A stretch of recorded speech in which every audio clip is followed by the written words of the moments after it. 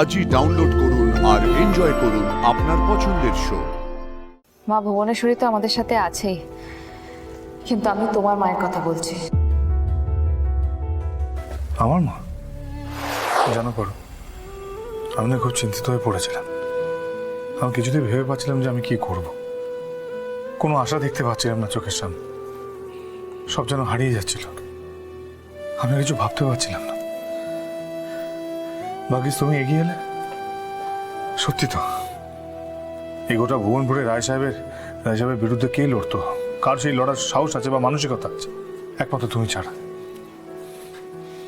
তুমি যেভাবে লড়াইতে আমাদের পাশে এসে দাঁড়িয়েছ, আমাদের এই লড়াইতে সামিল হয়েছ, আমার মায়ের জন্য লড়ছো, তার জন্য তোমাকে অনেক ধন্যবাদ পারো।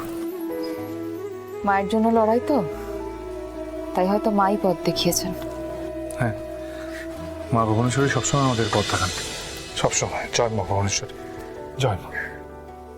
মা ভুবনেশ্বরী তো আমাদের সাথে আছেই, কিন্তু আমি তোমার মায়ের কথা বলছি। আমার মা? মানে কি বলছো আমি বুঝতে পারলাম না। তুমি বাড়ি থেকে বেরিয়ে যাওয়ার পর আমার খুব দিশেহারা লাগছিল, আমার এত টেনশন হচ্ছিল, আমি বুঝতে পারছিলাম না কি করব। তাই বারবার মা ভুবনেশ্বরীকে ডাকছিলাম যে মা আমাদেরকে পথ দেখাও, আমাদের কি করা উচিত, আমাদেরকে পথ দেখাও। ওই মায়ের নাম করতে করতেই হঠাৎ মায়ের মুখটা মনে পড়লো,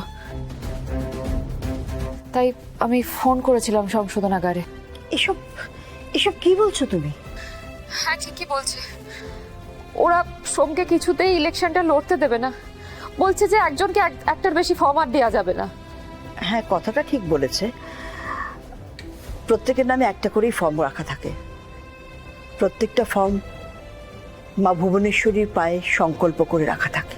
ভুবনপুরের যতজন বাসিন্দা প্রত্যেকের নামে একটা করে ফর্ম আছে। তাহলে কি হবে? আমরা কি লড়াই থেকে পিছিয়ে আসবো? কেন পিছিয়ে আসবো? কেন লড়বো, আমরা লড়বো।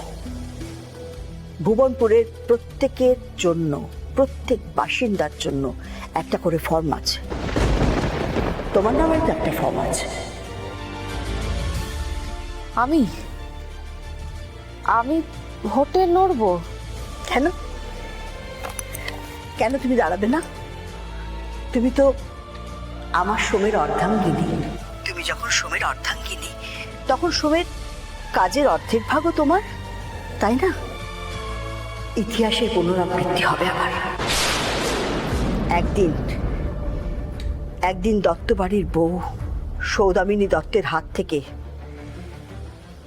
মন্দিরের অধিকার পার্থসারথী রায় কেড়ে নিয়েছিল।